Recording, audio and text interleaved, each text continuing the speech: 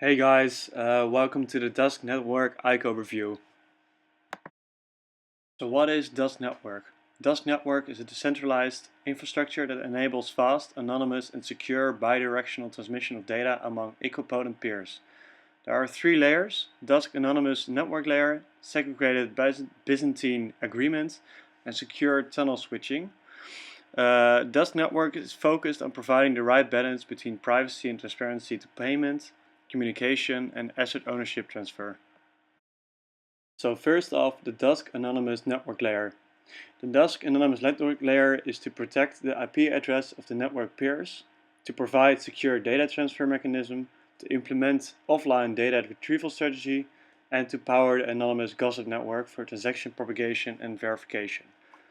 This all sounds like really difficult, but it's actually quite understandable once you dive deeper into the white paper and the website. Let's dive deeper into the Segregated Byzantine Agreement. This agreement is a new consensus algorithm, vastly more efficient than proof of work and proof of stake, called Segregated Byzantine Agreement. The network-intensive tasks of block verification, voting and notarization are carried out by non-transactional nodes, called provisioners, and are kept separated from block generation. The Byzantine Agreement is based on a historical problem. The Byzantine army was divided into divisions, with each division being led by a general with the following properties. Each general is either loyal or traitor to a Byzantine state. All generals communicate by sending and receiving messages. There are only two commands: attack and retreat. All loyal generals should agree on the same plan of attack: attack or retreat. A small linear fraction of bad generals should not cause the problem to fail. You can look this up on Wikipedia, it's quite interesting. It's a new kind of consensus, but it's actually based on a historical problem. The Dusk network solves the problem of secure data transfer, low latency transmissions, and paying for time-unbound communications with cryptocurrencies. This enables the anonymization and decentralization of media-on-demand services, video and audio conferencing, file transfer and online storage, communication for IoT and mission-critical applications.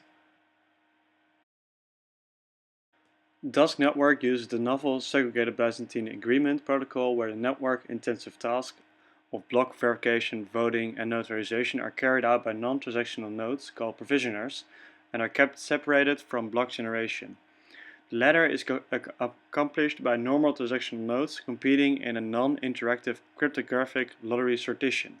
This combines the resilience of player replaceability with privacy of zero-knowledge range proof and stealth transactions. Well, this is quite difficult. So you actually have like normal transactional nodes that compete in the block generation process by committing a secret amount of Dusk. The result is a priority score that gets propagated to the verifiers. The verifiers audit the highest priority score by decrypting its bit through the secret reconstruction protocol. Thus, they propagate its associated block to the other provisioners. The candidate block associated with the audited winning bit gets voted upon by a subset of provisioners called voters until a threshold of votes is reached. Voters are randomly selected throughout different voting rounds. The voters, which reach voting consensus, are called notaries. They notarize the block by adding the reward information, append the block to the blockchain, and play the role of verifiers in the next block's validation phase. By running provisioners, you are part of the Dusk network backbone and help improving the bandwidth availability and communication reliability. This also makes room for supernodes, which is kind of awesome if you're investing in this project. Everybody loves supernodes, so I think supernodes are good for a project. I mean, look at Fusion. There are lots of other blockchain projects that use supernodes, and it's a good way to earn just a little bit more by running a supernode. How does Dusk and other privacy blockchains compare to each other? Well, Dusk is a much more comprehensive DLT than Monero and Zcash. Monero and Zcash have a narrow payments-only functionality which limits their scope. The Dusk network protocol combines privacy with compliance, allowing for the most groundbreaking approach to building a security token platform yet. It is not just about security tokens, however. as Dusk has an impressive list of partners and a well thought out roadmap which gives credence to its plans to become the home of confidential digital payments, a secure and private communication-based layer for enterprise and consumers, and for its currency, Dusk, to become the next generation store of value. Okay, let's talk about the team. The project's actually from Amsterdam, which is quite nice. I'm also from Amsterdam, so they're really close by, actually. So the CEO of or the project lead is Emanuele Franchioni. He has 3 years at Web3 Ventures experience. He's a founder and CEO of BStar, and he also worked at TomTom for 6 years. We have Fulvio Venturelli. He also worked at Web3 Adventures for 7 months. He's also the co-founder of BStar, and he also worked at TomTom for 4 years, as well as Amazon for 4 years. We have Jelle Pol. He worked for 3 years at Shell as a project manager for blockchain development. And we have Tobias Disse. He's a junior project and product manager at Shell for 1 year. He also was one of the advisory board members from blockchain at Berkeley. Also a blockchain product analyst at KLM. The advisors of Dusk Network are James Roy Poulter. He's the CEO of The Reserve.